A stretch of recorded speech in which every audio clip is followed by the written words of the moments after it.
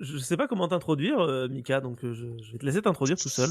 Eh ben, écoutez, je veux dire, je vais chercher un godebichet puis je vais m'introduire apparemment, mais Je sentais la vanne de cul qui allez, viendrait tu derrière. sentais qu'elle était vaseuse celle-ci. Non, bah, écoute, après Il ce est débat, fatigué, hein, faut fort, l'excuser.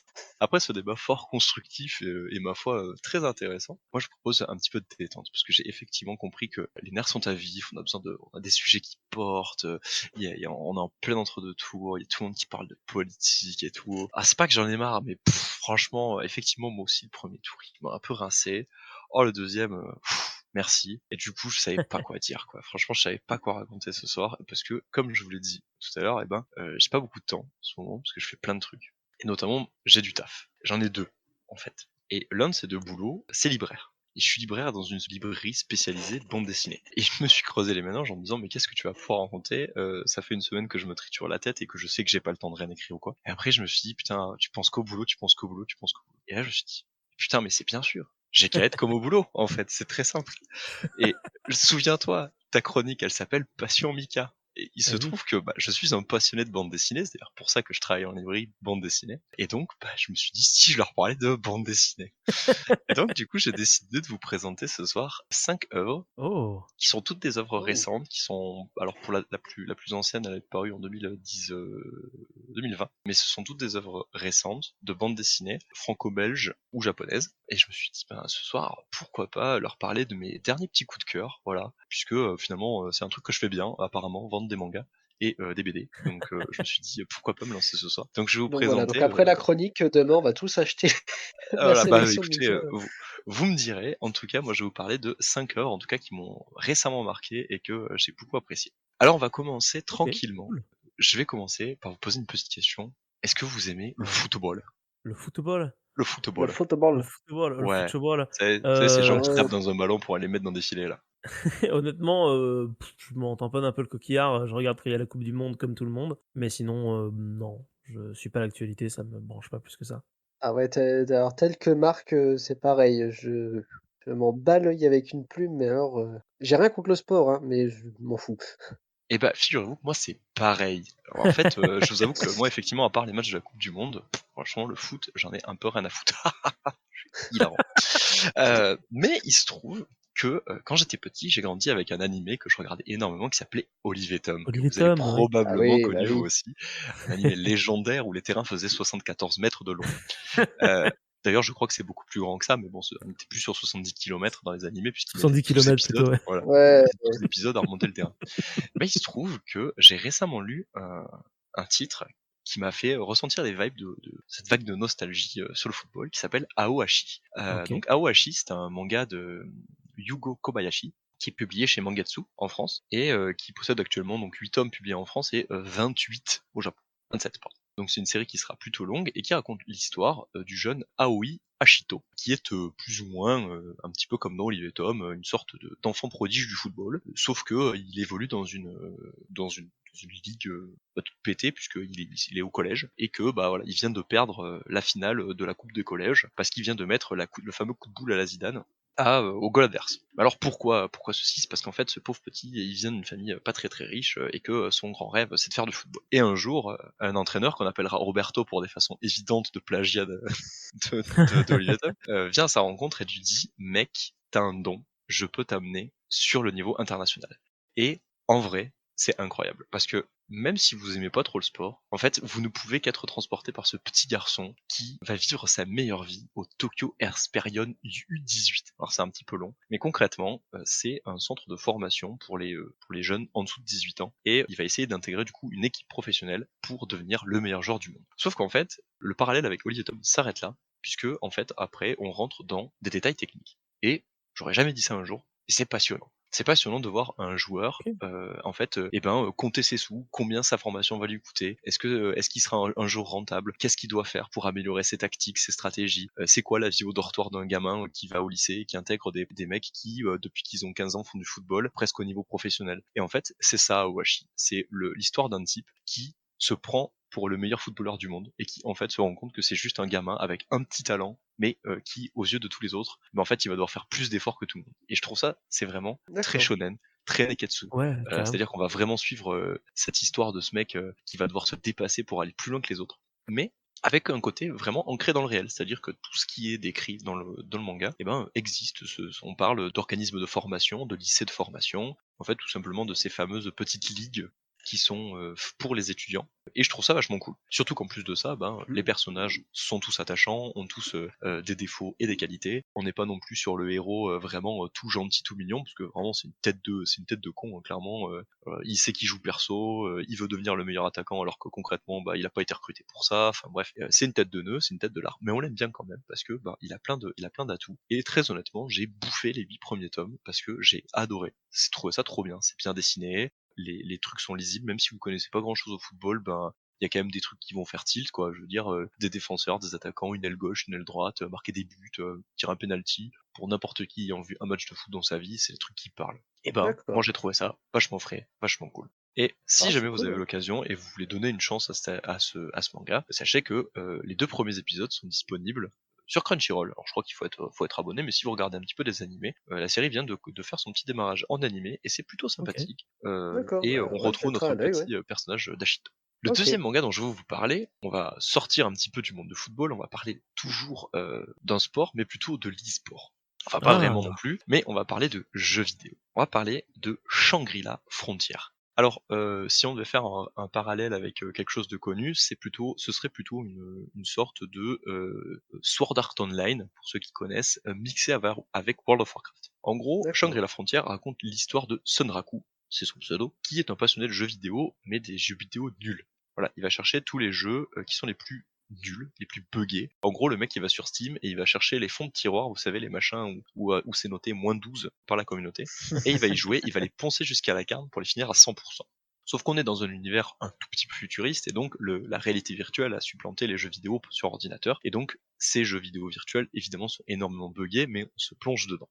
Et il est très fort ce jeu, il est très très bon. Le mec, il va vraiment poncer les bouses comme il les décrit, jusqu'à la carte. Et au bout d'un moment, en fait, il en a marre. Il se dit, ah, c'est bon, là j'ai envie de faire une pause, je testerai bien autre chose. Et donc ce manga eh ben, raconte l'histoire de Shangri-La Frontier, puisque Sunraku va donc s'essayer à Shangri-La Frontier, qui est l'équivalent de World of Warcraft en gros, un jeu d'heroic fantasy, tout ce qu'il y a de plus classique entre guillemets pour nous, mais dans un monde virtuel qui n'est pas buggé, qui est très beau, qui a plein de lore, qui possède plein d'atouts et d'avantages, et il va se plaire dedans. Petit twist, celui-ci va faire la rencontre de ce qu'on appelle un PNJ, donc un personnage non joueur, d'une entité, d'une créature, qu'il est le seul à avoir vu jusqu'à présent alors qu'il vient de démarrer le jeu.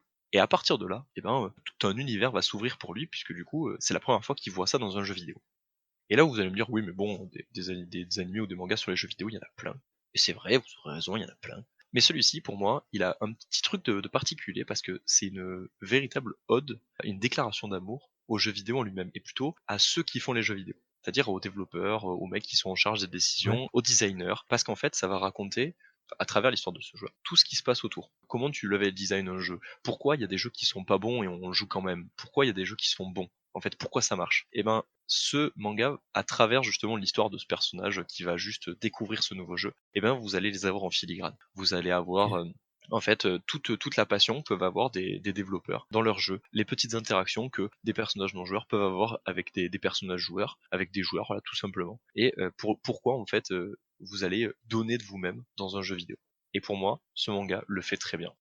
C'est un manga qui est scénarisé par Rina Kata et qui est dessiné par Ryosuke Fuji. Donc le talent est assez incontestable puisque franchement les dessins sont Mmh. très dynamiques, les combats sont vraiment cool et puis surtout je trouve que c'est un manga plutôt bon enfant puisque je trouve que on va dire dans les mangas de jeux vidéo actuels, il y a essentiellement beaucoup de violence, très gratuite et surtout c'est très punitif, c'est très sanctionné. Là, on est dans un jeu vidéo, c'est-à-dire que bah, le mec il meurt pas vraiment, c'est-à-dire que quand il enlève Ouais. son casque, il retrouve sa famille, qui est très loufoque par ailleurs, et c'est très drôle parce qu'en fait il passe même pour un mec normal alors qu'il passe 10 heures sur les jeux vidéo, parce que bah, son père c'est un fan de pêche, sa mère c'est un fan d'insectes et sa sœur c'est une fashionista, et du coup en fait lui sa passion bah voilà c'est de jouer aux jeux vidéo. Et ils se respectent tous pour autant, il a une vie normale à côté, il a une petite amie, enfin en tout cas une meuf qui le kiffe bien mais qui sait pas trop comment l'aborder, alors elle essaie de le choper dans le jeu, enfin bref, plein de petits trucs comme ça, c'est très rigolo, c'est très dynamique, bref, c'est une bonne surprise, j'ai beaucoup aimé ce titre. Donc ça s'appelle OK. Shangri-La Frontière et c'est très sympathique. Mmh. OK.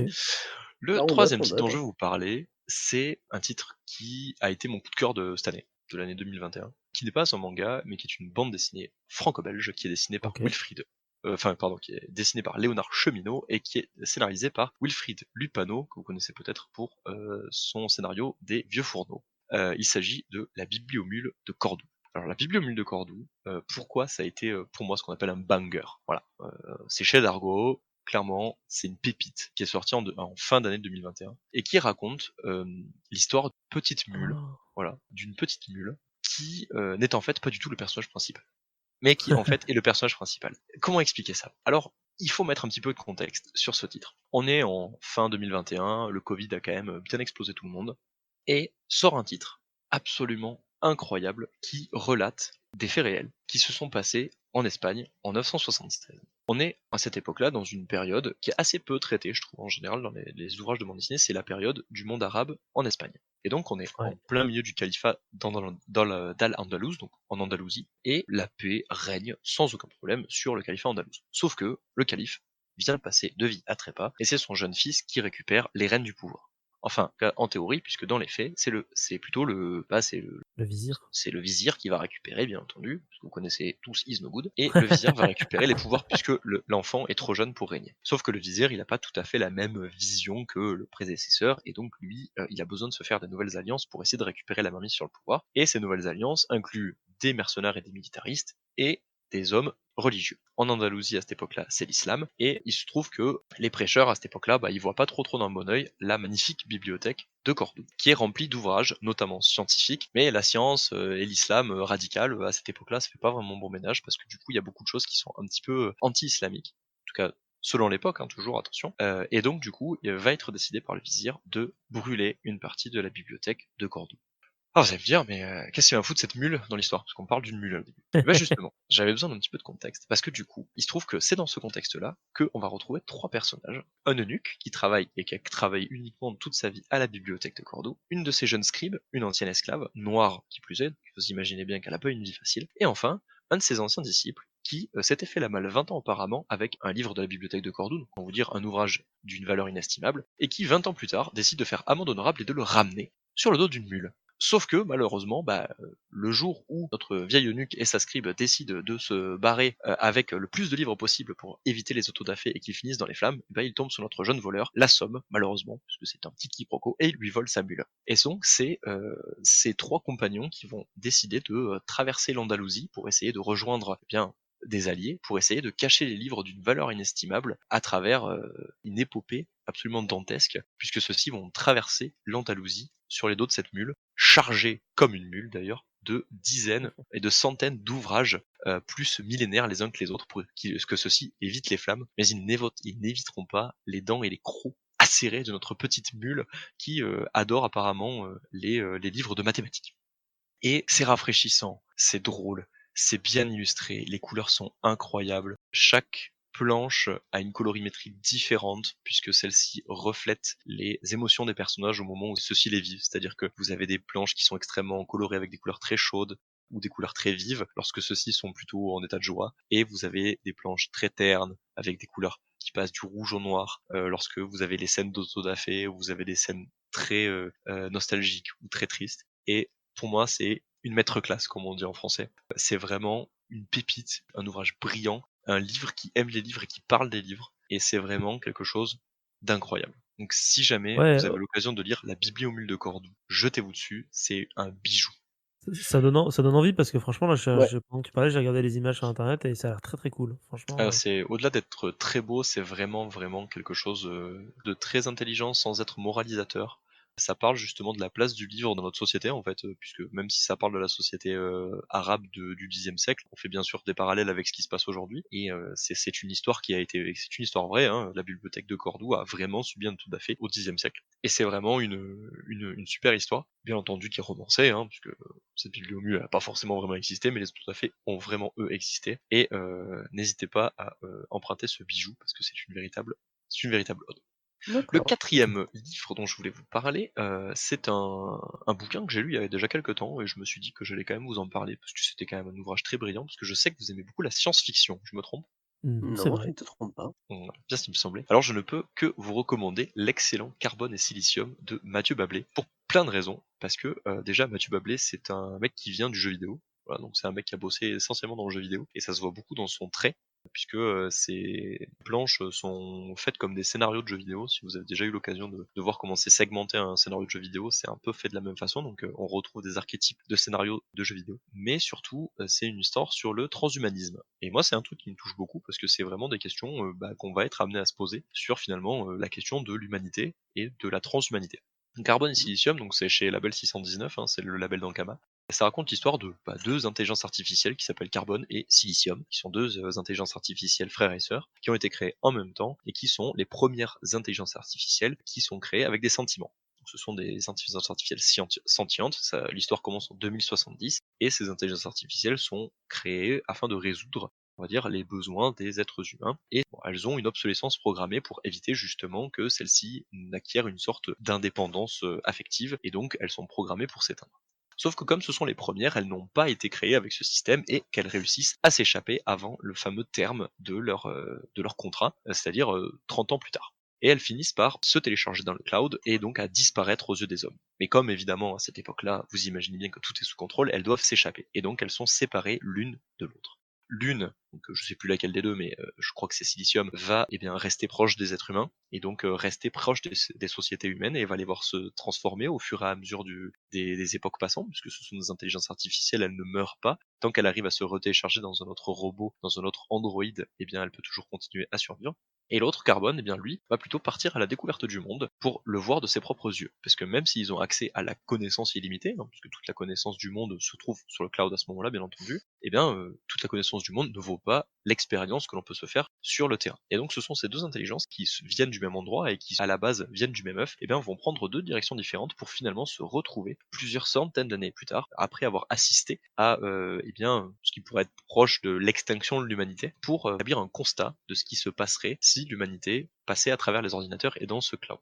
Et c'est un récit qui n'est pas noir, en fait, même si ça reprend des thèses de Stephen Hawking justement sur la robotisation et sur l'intelligence artificielle. C'est pas quelque chose qui se veut totalement alarmiste, c'est plutôt quelque chose de contemplatif, puisque les personnages principaux sont des intelligences artificielles, donc ils sont assez hors du temps et surtout hors de nos problèmes à nous, puisque pour eux il n'y a pas de problème, entre guillemets, et ils ne font que poser les questions. Et du coup, en fait, on a cet interlocuteur vraiment très, on va dire, positif, très stoïque au final, puisque votre seul interlocuteur c'est un robot, doté de sentiments certes, mais qui lui aussi se pose des questions, parce que les sentiments c'est nouveau pour lui. Vous allez avoir cette sorte de chaleur en fait que on s'attend pas forcément à trouver chez un robot, et qui va pendant des centaines d'années se poser la question de pourquoi, ah ouais, pourquoi pas, vous êtes sûr, est-ce que c'est la bonne direction? Et on va assister comme ça progressivement à la chute de l'humanité, mais vers une transhumanité. Est-ce qu'on est toujours humain quand notre esprit est envoyé dans le cloud? Est-ce que lorsqu'on est transformé à plus de 80% en robot, on est toujours un être humain? Est-ce que lorsqu'on a repoussé les limites de la médecine, on peut toujours être humain? Et toutes ces questions-là, on peut se les poser dans Carbone et Silicium. Aucune réponse n'est apportée, en tout cas les questions sont posées. C'est un très beau titre à lire, si vous avez l'occasion, foncez, c'est vachement bien.